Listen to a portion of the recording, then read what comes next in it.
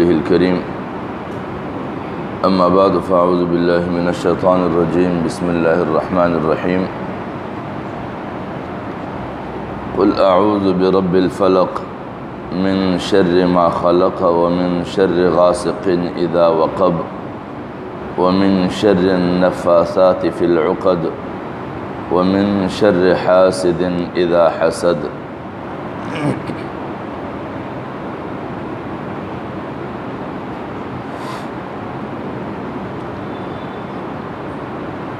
گزشتہ دنوں سورہ اخلاص کا درس ہوا تھا اور سورہ اخلاص میں جو تعلیم اللہ رب العزت کے جانب سے ان مفسرین کے زاویہ نگاہ سے جو مفسرین قرآن مجید کو کتاب تبدیلی اور کتاب قانون سمجھتے ہیں، ان مفسرین کرام نے سورہ اخلاص، سورہ فلق اور سورہ ناس تینوں کو قرآنی فکر انقلاب سمجھا ہے اور فرماتے ہیں کہ ان تینوں صورتوں کے ذریعے سے مؤمن کی فکری اصلاح ہوتی ہے کہ وہ مؤمن جو قرآن کے ذریعے سے تبدیلی نظام کا سوچتے ہیں، سب سے پہلے اس طبقے کی اپنی فکری اصلاح ہونی چاہیے ہے۔ جب ان کی فکری اصلاح ہو چکی ہو تب وہ معاشرتی تبدیلیاں لا سکتے ہیں۔ اگر ان کی اپنی ذاتی فکری اصلاح نہ ہوئی ہو تو وہ معاشرتی تبدیلیاں اس معیار کی نہیں لا سکتے ہیں جو قرآن کی مطلوب تبدیلی ہے۔ لہذا سورہ اخلاص پر گفتگو ہو چکی ہے، آج سورہ فلق پہ گفتگو ہوگی۔ سورہ فلق فکری اصلاح کے حوالے سے یہ فرد سازی کی تحفظ کے حوالے سے ہے، یعنی وہ جماعت اور وہ طبقہ جو قرآنی قوانین کے ذریعے سے تبدیلیاں لانے چاہتے ہوں، اس جماعت کے افراد کی فکری حفاظت کیسی کی جائے،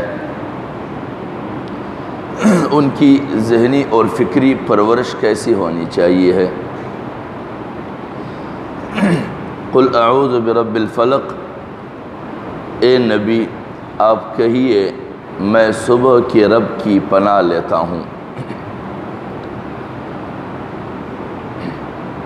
من شر ما خلق، ہر اس چیز کے شر سے جسے اس نے پیدا کیا۔ ومن شر غاسق اذا وقب، اور رات کی تاریکی کے شر سے بھی پناہ لیتا ہوں جب کہ وہ چھا جائے۔ ومن شر النفاثات فی العقد، اور گرہوں میں پھونکنے والیوں کی شر سے۔ ومن شر حاسد اذا حسد، اور ہر حسد کرنے والے کے شر سے جب وہ حسد کرے۔ عام طور پر سورہ فلق کے متعلق ایک تصور یہ بھی ہے، خصوصاً موعظتین یعنی سورہ فلق اور سورہ ناس دونوں کے حوالے سے ایک تصور یہ بھی ہے کہ مدنی زندگی میں حضور نبی اکرم صلی اللہ علیہ وسلم پر جادو کا اثر ہوا تھا، اور وہ جادو نہایت ہی شدت کے ساتھ حضور نبی اکرم صلی اللہ علیہ وسلم پر اثر انداز ہوا تھا، اور وہ کافی دنوں تک اس جادو کی تکلیف میں رہے۔ اور پھر ایک دفعہ حضور نبی اکرم صلی اللہ علیہ وسلم کو خواب میں دو فرشتے آئے، اور وہ فرشتے آپس میں ایک دوسرے کے ساتھ گفتگو کر رہے تھے کہ نبی اکرم صلی اللہ علیہ وسلم کو تکلیف کی سبب کیا ہے۔ تو اگلے فرشتے نے کہا کہ اس پر جادو ہوا ہے، اور پھر اگلا فرشتہ اس سے پوچھتا ہے کہ جادو کس نے کیا ہے، تو پھر وہ جادو کرنے والے کا نام بتا دیتا ہے کہ فلاں نے جادو کیا ہے۔ پھر اگلا فرشتہ سوال کرتے ہیں اس دوسرے فرشتے سے کہ جادو کن چیزوں پر کیا ہے، تو پھر ان چیزوں کا تذکرہ آ جاتا ہے کہ بال ہے اور فلاں ہے اور سوئیاں ہیں اور گرے دی گئی ہے۔ پھر وہ فرشتہ اس سے سوال کرتے ہیں، اگلے فرشتے سے سوال کرنے والا فرشتہ، کہ یہ جادو کی یہ چیزیں کہاں رکھی گئی ہے؟ تو پھر اس نے وہ جگہ اور مقام بتایا کہ فلاں جگہ رکھے ہیں۔ یہ سارا کچھ سننے کے بعد حضور نبی اکرم صلی اللہ علیہ وسلم جاگ گئے، اور پھر انہوں نے کچھ صحابہ کرام کو بھیجا اور وہاں سے وہ بال وغیرہ یہ چیزیں اٹھوائی گئیں۔ اس واقعے کے حوالے سے بتایا جاتا ہے کہ یہ واقعہ مدینہ میں پیش آیا، جبکہ صورتوں کا اگر دیکھا جائے سورہ فلق کے ناموں کے ساتھ قرآن مجید میں، تو سورۃ الفلق مکیہ کہا جاتا ہے، سورۃ الناس مکیہ کہا جاتا ہے۔ تو یہاں پر یہ ایک بہت بڑا تعارض ہے۔ اب اللہ جانے کہ جو حضرات ان کو صرف جادو کے رد کے لیے متعین کرتے ہیں، وہ اس کے لیے کہاں سے کیا استدلال کیسے لیتے ہیں کہ جادو کا واقعہ بعد میں مدینہ میں پیش آتا ہے اور سورتوں کا نزول ہجرت سے پہلے مکے میں ہوا ہے، یہ ایک عجیب صورت ہے۔ دوسرا مسئلہ اس میں یہ ہے کہ یہاں پر جادو کرنے والے کا جو نام پیش آیا ہے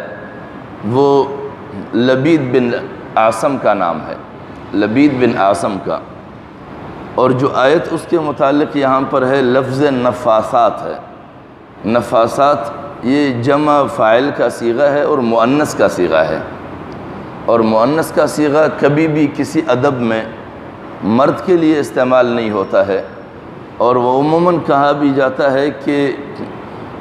گرے لگا کر پھونکنے والیاں، تو اب گرے لگا کر پھونکنے والیاں اور وہاں پر لبید بن عاصم، ان کا کوئی مناسبت نہیں ہے آپس میں، تو یہ خود ایک سوالیہ نشان ہے۔ یہ انہی لوگوں سے پوچھا جا سکتا ہے جو قرآن مجید کی ان دو صورتوں کو انسانی ہدایات سے ہٹا کر صرف اور صرف منتر کے طور پر استعمال کرتے ہیں۔ اللہ جانے وہ کہاں سے اور کیسے اس کے استدلال کرتے ہیں۔ بہرحال اس کی بنیادی تعلیمی مقصد پر آتے ہیں۔ انسان کے مثال جو ہے وہ ایک پودے کی ہے۔ ابتداً جب انسان نمو کرتا ہے اور پیدا ہوتا ہے، اس کے بعد پھر آہستہ آہستہ بڑھتا ہے، تو اس کی یہ نمو پانے والی جو دورانیہ ہے، اس کے مستحکم ہونے تک یہ تمام تر دورانیہ اس کا ایک پودے کی جیسا ہے۔ عموماً باغبان جب ایک پودا رکھتا ہے تو ان کو 4 چیزوں سے محفوظ رکھنے کی کوشش کرتا ہے۔ ابتداً پودے کو جب وہ لگاتا ہے تو وہ ان جانوروں سے اور ان چیزوں سے اس کو محفوظ رکھتا ہے جن چیزوں کی یہ باقاعدہ مرغوب غذا ہے یا ان کی طبعی خوراک ہے، ان سے اس پودے کو محفوظ رکھنے کی کوشش کرتا ہے۔ جیسے پودا ہے، سبزہ کھانے والی جو بھی چیزیں ہیں ان سے اس پودے کو، یہاں تک کہ چڑیوں سے بھی ابتداً نئے اگنے والے پودے کو محفوظ رکھنے کی کوشش کی جاتی ہے۔ اگر اس کی تحفظ اس سے نہ کی جائے تو اس کا وجود ہی باقی نہ رہے۔ اس کے بعد دوسرے مرحلے پر پودے کے لیے لازم ہے کہ اس کے نشو و نما کے لیے خوراک باہم پہنچایا جائے، اور اگر اس کو اس کے پرورش کے لحاظ سے خوراک اس کو باہم نہ پہنچایا جائے یا اس کے مقدار سے زیادہ پانی دیا جائے تو وہ سڑ جاتا ہے۔ اس کی طاقتور ہونے کے لیے جو کھاد وغیرہ ایک مقدار میں دیا جاتا ہے، اگر نہ دیا جائے اس کو تو وہ کمزور رہے گا، اور اگر اس کو مقدار سے بڑھا دیا جائے تو اس کو جلا دیتے ہیں اس پودے کو عموماً۔ تو دوسری چیز ہوئی اس کو اس کی نشو و نما پانے کے لیے اس کو خوراک باہم پہنچانا۔ تیسری چیز اس کی ہوئی بیرونی اثرات سے اس کو محفوظ رکھنا، جیسے کہ ابتدائی طور پر پودا اگے تو اس کے موسم کا لحاظ رکھا جاتا ہے کہ اس کو کس موسم میں اگنے کے لیے رکھا جائے تاکہ وہ موسم زیادہ سردی کا نہ ہو کہ وہ سردی کی وجہ سے خشک ہو جائے، یا زیادہ شدت کی گرمی نہ ہو تاکہ وہ گرمی کی وجہ سے مرجھا جائے، اور بھی کئی اس طرح کے اثرات، خارجی اثرات سے بھی اس کو محفوظ رکھنا لازمی ہوتا ہے۔ اور چوتھے مرحلے پر پودے کے لیے یہ لازمی ہے کہ اس کو ایسے شریر لوگوں سے بھی محفوظ رکھا جائے جن کو پودے سے تو کوئی غرض نہیں ہوتا ہے، نہ اس کے کھانے کی اس کو فکر ہوتی ہے، نہ اس کو جلانے کی کوئی فکر ہوتی ہے، نہ اس پودے سے کوئی دشمنی ہوتی ہے، نہ باغ سے اس کو کوئی دشمنی ہوتی ہے، لیکن باغ کے مالک کے ساتھ حسد رکھنے کی بنیاد پر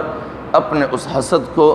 چونکہ مالک کے اوپر وہ اثر انداز نہیں کر سکتا ہے، تو لہٰذا اس مالک کے پودوں کو وہ متاثر کرنے لگ جاتا ہے۔ تو لہٰذا انسان کے اپنی ذاتی پرورش اور نشو و نما پانے کے لیے اس پودے کو تمثیلی طور پر بیان کیا گیا ہے، اور پودے کی اس تمثیل کو حضرت مولانا محمد قاسم نانوتوی رحمہ اللہ نے بیان کیا ہے، جو بانی دارالعلوم دیوبند ہے۔ اس نے ان 4 بنیادی تمثیلات کو بیان کیا ہے اس چیز کو سمجھنے کے لیے۔ قل اعوذ برب الفلق، اے نبی آپ یوں کہیے میں پناہ لیتا ہوں انسانوں کے رب۔ یہ تو قل اعوذ برب الفلق، اے نبی آپ کہیے میں صبح کی رب کی پناہ لیتا ہوں۔ اور الفلق کا ایک معنی چیرنے کی بھی ہے، چیر کر نکالنے والا۔ تو اس سے نظام انفلاق سمجھ میں آتا ہے۔ نظام انفلاق جس طرح ہمارے یہاں سائنسدان حضرات کہتے ہیں کہ یہ کائنات کیسے وجود میں آیا، یہ سیاروں کے ٹکراؤ سے وجود میں آیا، اور سیاروں کے ٹکراؤ سے ہماری زمین وجود میں آئی، سورج کے ٹکراؤ سے یہ یعنی سورج جب پٹا ہے تو سورج کے پٹنے کے بعد کئی سارے سیارے وجود میں آئے، ان سیاروں میں سے زمین بھی ایک سیارہ ہے۔ پھر زمین کی کسی گوشے کے پٹنے سے ہمارا چاند وجود میں آیا۔ جس طرح کائنات کی ان چیزوں کے پٹنے سے ایک دوسری چیز وجود میں آئی ہے، اسی طرح زمین پر کئی ساری چیزیں جب ہم بیج بوتے ہیں تو بیج کے پٹنے کے بعد جو ہے ایک پودا وجود میں آتا ہے۔ اسی طرح انسانی اور حیوانی خلیوں کے پٹنے سے مشترک خلیے ملتے ہیں، ان خلیوں سے ایک نیا نفس وجود میں آتا ہے۔ لہٰذا تمام تر کائنات میں جتنی چیزیں بھی پیدا ہوتی ہے وہ تمام تر چیزیں نظام انفلاق کے نتیجے میں وجود میں آتے ہیں۔ اسی لیے یہاں پر ابتداً یہ تصور دیا گیا ہے کہ جتنی بھی چیزیں کائنات میں پیدا ہوتی ہے ان کے انفلاق پیدا کرنے کا سبب اللہ رب العزت کی ذات ہے۔ لہٰذا وہ تمام تر چیزیں جو پیدا کی گئی ہیں ان کے اگر شر سے بچنا ہے تو اسی مالک کے پناہ میں جانا ہے جس کی تخلیق کی ہوئی ہے۔ من شر ما خلق، ہر اس چیز کے شر سے جسے اس نے پیدا کیا، یعنی اللہ رب العزت نے تمام تر چیزیں پیدا کی ہے۔ انسان کے لیے کائنات پیدا کیا گیا ہے، کائنات سے انسان مستفید بھی ہوتا ہے اور کائنات کی کئی ساری چیزوں سے انسان کو نقصان بھی پہنچتا ہے۔ لہٰذا انسان کو ان تمام تر چیزوں سے بچنے کے لیے اس کو ان کی طبعی چیزوں سے بچانا ہے۔ جس طرح پودے کو طبعی چیزوں سے بچانا ہے، اسی طرح انسان کو بھی آپ نے ان چیزوں سے بچانا ہے جو پیدا کیے گئے ہیں۔ انسان بھی اللہ کی تخلیق ہے اور دیگر بھی کئی ساری چیزیں اللہ کی تخلیق ہے، یعنی اللہ کی ایک تخلیق کو دوسرے تخلیق کے شرور سے بچانا ہے۔ مثلاً ایک جماعت ہے، تشکیل پایا ہے، اب وہ جماعت معاشرتی طور پر قرآن کے ذریعے سے معاشرے میں تبدیلی چاہتا ہے، تو اس کی فکری اصلاح کے لیے لازم ہے کہ اللہ کی اس ترتیب دی ہوئی جماعت کے افراد کو آپ نے تمام تر ان شرور سے محفوظ رکھنا ہے جو شر معاشرے میں ان افراد کے ذریعے سے پیدا ہوتا ہے جو افراد باقاعدہ کوئی صالح فکر کے حامل نہیں ہے۔ جو افراد صالح فکر کے حامل نہیں ہے ان کے شرور سے آپ نے ان کو بچانا ہے، کیونکہ وہ افراد اللہ رب العزت کے پیدا کردہ ہے، ان کی شر سے آپ نے اللہ کے پناہ میں آنا ہے۔ اگر اس سے محفوظ نہ رکھا جائے ان افراد کو تو اس کی حالت ایسی ہوگی جیسے کہ جیسے پودا اپنے طبعی کھانے والی چیزوں سے نہ بچایا جائے تو اپنے وجود کو کھو جائے، اسی طرح انسان کے لیے ہے کہ اگر ان کو طبعی نقصان دہ چیزوں سے نہ بچایا جائے، جیسے شیر ہے، بیڑیا ہے، سانپ ہے، یا ان کی خصلتیں رکھنے والی انسان ہے، ان چیزوں سے اگر ان طبقوں کو محفوظ نہ رکھا جائے تو وہ طبقہ اپنا وجود ہی محروم ہو جائے اپنے وجود سے۔ وَمِن شَرِّ غَاسِقٍ إِذَا وَقَبَ، اب یہاں پر اس تاریکی سے پناہ مانگنی ہے، اور رات کی تاریکی کے شر سے بھی پناہ لیتا ہوں جب کہ وہ چھا جائے۔ ایک تو رات کی تاریکی ہے فی الحقیقت، جو دن اور رات کو الگ کرنے والی ہے، دن کا اختتام ہو اور رات آ جائے۔ رات جب چھا جائے تو رات کے چھا جانے سے دو قسم کے نقصانات، ایک تو واضح طور پر تاریکی کی وجہ سے نقصانات کا آنا، وہ تو یہ ہے کہ جن چیزوں کی وجہ سے روشنی اور سورج اور ان چیزوں سے جو استفادہ تھا، اس استفادے سے انسان محروم ہو جاتا ہے، اور رات کی تاریکیوں میں نقصان پہنچانے والے جو چیزیں باہر نکلتی ہیں ان کے شرور سے بھی بچنا ہے۔ اور ایک اعتبار سے یہ تعبیری لحاظ سے سمجھنا ہے کہ وہ تاریکی جو عملی طور پر چھایا جائے، یعنی اخلاقیات کی تاریکی، اعمال کی تاریکی، علم کی تاریکی، تہذیب کی تاریکی، وہ اگر چھا جائے تو یہ تاریکی بھی انسانی معاشرے کو نقصان دیتا ہے۔ لہٰذا وہ طبقہ جو انسانیت کو خیر کے راستے پر ڈالنا چاہتا ہے، معاشرتی تبدیلیاں قرآن کے ذریعے سے چاہتا ہے، ان کے ہمیشہ کوشش یہ ہونی چاہیے ہے کہ اس کا وہ طبقہ جو انہوں نے تیار کیا ہے، جس کے ذریعے سے وہ معاشرتی تبدیلیاں لانا چاہتے ہیں، ان کے رجال کار اور افراد کار ہے، ان کو ہمیشہ ایسے علمی تاریکیوں سے بچانا چاہیے ہے جن کے ذریعے سے فکر پر اثر پڑے، جن کے ذریعے سے عقیدے پر اثر پڑے، جن کے ذریعے سے نظریے پر اثر پڑے، ان تمام تر علمی تاریکیوں سے اور فکری تاریکیوں سے ان کو بچا کے رکھنا ہے۔ اگر وہ اس فکری اور علمی تاریکی سے ان کو بچا کے نہیں رکھے گا تو ان کی وہ ساری محنت جو ابتدائی طور پر اس نے پودے کی شکل میں انسان کو تربیت دے کر بنایا ہے، اس کی وہ ساری محنت ضائع جائے گی۔ لہٰذا افراد سازی کے بعد افراد کی حفاظت ہر قسم کے نقصان سے، اگر وہ فکری نقصانات ہے تو اسے بھی بچا کے رکھنا ہے، اگر وہ جانی نقصانات ہے تو اسے بچا کر رکھنا ہے۔ اس کے رہنما اور اس طبقے کی ترتیب دینے والے کا جو بنیادی ذمہ دار ہے، اس کی ذمہ داری بنتی ہے یہ۔ وَمِن شَرِّ النَّفَّاثَاتِ فِي الْعُقَدِ، اور گروہوں میں پھونکنے والیوں کے شر سے۔ یہاں پر مفسرین کرام فرماتے ہیں کہ لفظ عقد جو ہے،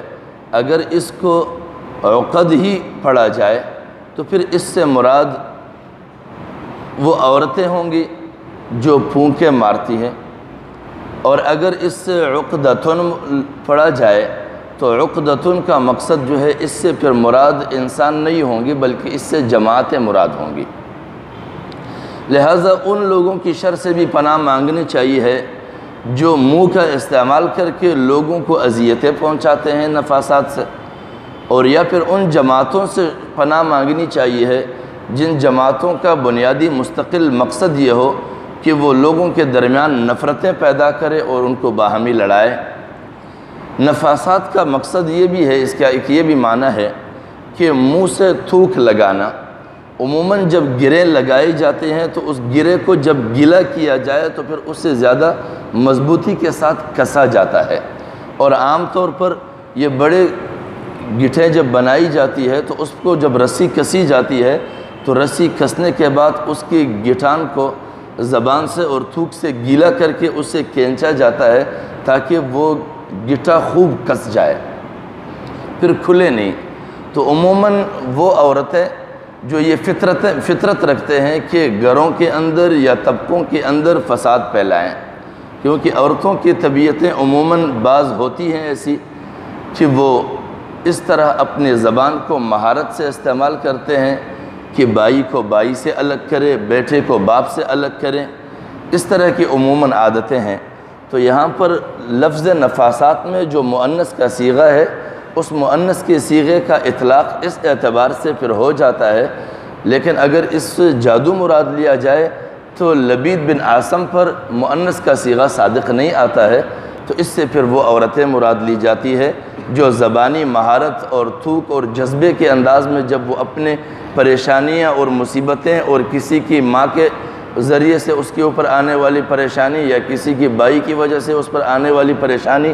جب وہ اپنے شدت اور جذبات اور پریشانی میں بیان کرتے ہیں تو عموماً نفاس اس کو بھی کہتے ہیں نفس کہ جب وہ انتہائی جذبے سے بولنے کے انداز میں منہ سے ان کی تھوکیں نکلتے ہوں ان کو بھی نفس بولتے ہیں۔ تو کہتے ہیں یا تو وہ اپنے جذباتی تھوکیں دکھا کر گرہیں لگاتے ہیں اس معاملے میں کہ جو دوریاں پیدا کرتے ہیں ان دوریوں کے درمیان ایسے گٹھا کس دی جائے کہ بعد میں وہ معاملہ کبھی حل نہ ہو، اور عام طور پر عقدہ کسی معاملے کے حل کو بھی کہتے ہیں، یعنی وہ ایسا گرہ ڈال دے کہ اس کا کبھی حل نہ نکلے۔ اور اگر اس سے عقدتن کہا جائے تو عقدتن کا پھر مقصد یہ ہوگا کہ معاشرے کے اندر رہنے والی وہ جماعتیں جنہوں نے اپنی زندگی کا مقصد یہ بنایا ہے کہ وہ اس انسانیت کے درمیان تقسیم کرے، تفریق کرے، اس انسانیت کو باہم لڑائے اور ان کے درمیان ایسے مقاصد اور اس طرح کے پروگرام رکھے، اس طرح کے اغراض رکھے، اس طرح کے مشن رکھے تاکہ اس مشن اور اغراض اور پروگراموں کی بنیاد پر وہاں کے رہنے والے قوموں کے درمیان اس حد تک کی نفرتیں پیدا ہوں کہ ان نفرتوں کے نتیجے میں آنے والے معاملات کبھی حل ہونے نہ پائے۔ تو یہاں پر عقدہ سے پھر یہ مقصد ہوگا، تو اس سے بنیادی تعلیم کیا مقصود ہوگی؟ بنیادی تعلیم یہ ہے کہ وہ رہنما اور وہ سربراہ جو افراد سازی کے نتیجے میں اپنے افراد تو بنائیں لیکن اپنے افراد کو ان جماعتوں کے خارجی اثرات سے محفوظ رکھے جو جماعتیں یہی غرض رکھتے ہوں کہ انسانیت کے درمیان وحدت نہ پائے، انسانیت کے درمیان وہ قوانین اور ضابطے عمل میں نہ آئے جن قوانین اور جن ضابطوں سے ان کو ذاتی نقصانات پہنچتے ہوں۔ وَمِن شَرِّ حَاسِدٍ إِذَا حَسَد، اور ہر حسد کرنے والے کی شر سے جب وہ حسد کرے۔ یہاں پر وَمِن شَرِّ النَّفَّاثَاتِ فِي الْعُقَدِ کی تشبیہ اس مثال سے دی جائے گی جو خارجی اثرات سے پودے کو محفوظ رکھنا تھا، شدت سردی سے، شدت گرمی سے یا دیگر اس طرح کے کچھ اثرات سے۔ تو یہاں پر بھی افراد کو اس طرح کے ماحول سے بچا کے رکھنا ہے۔ اگر اس طرح سے ماحول کے بچا کے نہ رکھا جائے تو وہ افراد اپنے مقصد کو کھو جائے۔ وَمِن شَرِّ حَاسِدٍ إِذَا حَسَد، اور ہر حسد کرنے والے کی شر سے جب وہ حسد کرے۔ اس کی تشبیہ اس چیز سے دی جائے گی کہ ایک فرد کو درخت اور پودے اور باغ سے ذاتی طور پر تو کوئی حسد اور نفرت نہ ہو، لیکن اس کے مالک سے اس کو حسد ہو، لیکن چونکہ اس مالک پر اس کی قوت صرف نہیں ہو سکتی ہے، وہ اس کی بس کی بات نہیں ہے، تو پھر وہ اس کے زیر اثر جتنا بھی باغ پودے وغیرہ ہے اس لحاظ سے اس کو نقصان پہنچا کر وہ اپنے حسد کی آگ کو بجھانا چاہتے ہیں۔ لہٰذا وہ طبقہ جو بنیادی طور پر قرآنی تعلیم سے اور الہی قوانین اور ضابطوں سے اپنے آپ کے لیے خطرہ محسوس کرتے ہیں، وہ خدا کا مقابلہ تو نہیں کر سکتے ہیں، خدا کے قانون کا مقابلہ نہیں کر سکتے ہیں، خدا کے ضابطوں کا کوئی مقابلہ نہیں کر سکتے ہیں، تو پھر وہ ان افراد پر اپنا حسد اتارتے ہیں جو الہی قوانین کی نفاذ کی کوشش کرتے ہیں یا الہی قوانین کے تحت وہ اپنے معاشروں کو استوارنا چاہتے ہیں، وہ اپنے حسد کے شکار ان لوگوں کو بناتے ہیں۔ لہٰذا وہ شخص اور وہ فرد جو رہنما کہلاتا ہے یا قائد کہلاتا ہے، اس کی یہ ذمہ داری بنتی ہے کہ وہ اپنے زیر تربیت پرورش پانے والے اور تربیت پانے والے ان افراد کو ان شریر طبقوں سے اور ان حسد رکھنے والوں سے محفوظ رکھے تاکہ اس کا کوئی بھی داؤ اور کوئی بھی پیچ ان افراد کے ضیاع اور ان کو نقصان اور تکلیف پہنچانے میں کامیاب نہ ہو، یہ ان کی ذمہ داری ہے۔ لہٰذا خلاصے کے طور پر یہ عرض کرنا ہے کہ سورہ فلق کا خلاصہ کیا ہے، سورہ فلق کا تعلیمی خلاصہ۔ سورہ فلق کا تعلیمی خلاصہ یہ ہوگا چونکہ کائنات کا حقیقی بنیادی خالق اللہ رب العزت ہے اور انہی کے ہاتھ میں نظام انفلاق ہے، اس نے ہی ہر چیز کی بیج از خود پیدا کی ہے اور اس نے ہر چیز کو پیدا کیا ہے انسان کی آزمائش کے لیے کہ انسان خیر کو چنتا ہے یا شر کو چنتا ہے، کیونکہ انسان کو اللہ رب العزت نے مجبور پیدا نہیں کیا، اس کو آزاد پیدا کیا ہے۔ من شاء فلیؤمن ومن شاء فلیکفر، جو چاہے وہ ایمان کو اختیار کر لے اور جو چاہے وہ انکار کے راستے کو اختیار کر لے۔ اللہ رب العزت نے انسان کو آزاد پیدا کیا ہے، لہٰذا یہ تمام تر چیزیں اس کے ہاتھ میں ہے، لیکن انسان چونکہ عقلی طور پر ناقص ہے اسے ہمیشہ کے لیے یہ نظر رکھنی چاہیے ہے اگر کہیں پر کسی چیز سے مجھے نقصان ہے تو مجھے اس رب کے پناہ میں جانا چاہیے ہے، کسی اور کی پناہ میں نہیں۔ کائنات کے مالک کی حقیقی کی پہچان یہاں سے ہو جاتی ہے۔ اور پھر کسی طبقے کی سربراہ کی ذمہ داریاں بتاتے ہیں کہ اس کی ذمہ داری ہے کہ اپنے زیر اثر پرورش اور تربیت پانے والے افراد کے وہ ابتدائی حفاظت بھی کرے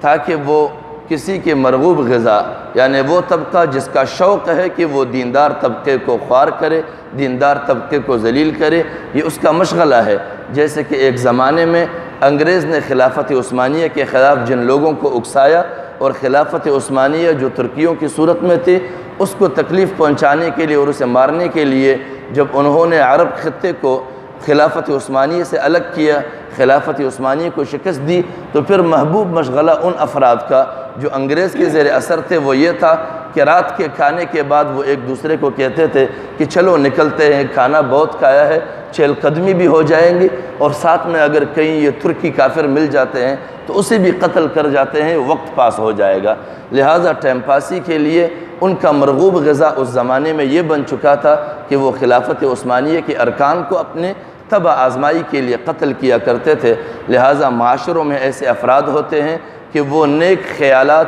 اور نیک فکر کے فروغ دینے کے لیے جو افراد ترتیب ہوتے ہیں ان کو ذلیل کرنا، خوار کرنا، قتل کرنا ان کا ایک طبعی خوراک بن چکا ہوتا ہے۔ لہٰذا قائد اور رہنما کی ذمہ داری ہوتی ہے کہ ایسے افراد کو ایسے شریر لوگوں سے بچا کے رکھے۔ ومن شر غاسق اذا وقب، اور اگر معاشرے میں فکری تاریکی چھا جاتی ہے، تعلیمی تاریکی چھا جانے لگتی ہے تو اس رہنما کی ذمہ داری بنتی ہے کہ وہ اپنے افراد کو جو انہوں نے تربیت دی ہے، انہوں نے پرورش کی ہے، انہوں نے تیار کیا ہے، اس افراد کو اس فکری تاریکی سے، اس تعلیمی تاریکی سے، وہ جس نام سے ہو، جس رنگ سے ہو، اس سے اپنے ورکر اور اپنے کارکنوں کو محفوظ رکھے۔ ومن شر النفاثات فی العقد، اور ان جماعتوں سے اور ان افراد سے جو ذہنی تخریب کرتے ہیں، لوگوں کے ذہنوں کو خراب کرتے ہیں، لوگوں کے ذہنوں میں گرے ڈالتے ہیں، لوگوں کے ذہنوں میں اشکالات اور تشویش پیدا کرتے ہیں، ایسے افراد سے اور ایسے جماعتوں سے اپنے اس تربیت دی ہوئے طبقے کو محفوظ رکھے، ان کی ان دراندازیوں سے۔ ومن شر حاسد اذا حسد، اور وہ طبقہ جو بالکل اللہ رب العزت کے ساتھ عداوت رکھتے ہیں شیطانی رفاقت کی وجہ سے، شیطانی خیالات اور افکار کی وجہ سے، اس طبقے سے بھی ہمیشہ کے لیے اس کو محفوظ رکھے۔ ایسا نہ ہو کہ اس قیادت اور رہنما کی کسی بھی وجہ سے، اس طبقے کے ساتھ قربت کی وجہ سے اس کی یہ ساری محنت تباہ ہو۔ لہٰذا اگر کوئی رہنما ان 4 بنیادی اصولوں کو، من شر ما خلق، من شر غاسق اذا وقب، من شر النفاثات فی العقد، من شر حاسد اذا حسد، ان 4 بنیادی چیزوں کو، پودے کو طبعی کھانے والی چیزوں سے بچا کے رکھنا، بروقت ان کو اپنے نشو و نما کے مطابق ان کی ذہنی تربیت دینا اور ان کو خارجی اثرات سے محفوظ رکھنا، اور ان کے خالق اور مالک حقیقی کے حاسدوں سے ان کو تکلیف پہنچانے سے بچا کے رکھنے کی فکر اگر کسی قیادت اور رہنما میں ہے تو سمجھا جائے کہ اس کی واقعتاً فکری اصلاح خود بھی ہو چکی ہے اور اس طبقے کی بھی وہ فکری اصلاح کرنا چاہتا ہے۔ اور اگر کسی رہنما میں یہ 4 بنیادی چیزوں کی کوئی فکر نہیں ہے، اس کو کوئی پرواہ نہیں ہے، تو سمجھا جائے کہ نہ اس رہنما کی فکری اصلاح ہوئی ہے اور نہ وہ اپنے افراد کی فکری اصلاح کرنا چاہتا ہے۔ اور اگر کہیں پر بھی کسی بھی وجہ سے اس طبقے کی فکری اصلاح ہو چکی ہے تو اسے اس کی فکری اصلاح کے بچاؤ کی کوئی فکر نہیں ہے۔ اللہ رب العزت ہمیں ایسے رہنماؤں اور ایسے قیادتوں سے بچا کے رکھے، اور اگر کوئی ایسا فرد ہے کہ وہ اسی فکر میں ہے، اللہ رب العزت ہمیں توفیق دے، ہمیں پہچان دے کہ ہم ان کے ساتھ ملیں، اور اگر کوئی ایسا ہے تو اللہ رب العزت اس کو ہماری جانب متوجہ کرے۔ اور اگر سارے رہنما ایسے ہیں کہ وہ صرف دعویگیر ہے، دعوے رکھتے ہیں، حقیقت میں نہ اس کی فکری اصلاح ہے، نہ وہ اپنے افراد کی فکری اصلاح کرتے ہیں، نہ اپنے افراد کی حفاظت کرتے ہیں، اللہ رب العزت ہمیں ایسے جھوٹے دعوے داروں کے شرور سے اور ان کے مکاریوں سے ہمیں محفوظ رکھے۔ وآخر دعوانا ان الحمدللہ رب العالمین۔ الحمدللہ رب العالمین والعاقبۃ للمتقین والصلاة والسلام علی اشرف الانبیاء والمرسلین وعلی آلہ وصحبہ ومن تبعهم بإحسان الی یوم عظیم۔ ربنا آتنا من لدنك رحمة وهيئ لنا من أمرنا رشدا وصلى الله تعالى على خير خلقه محمد وآله وأصحابه أجمعين برحمته.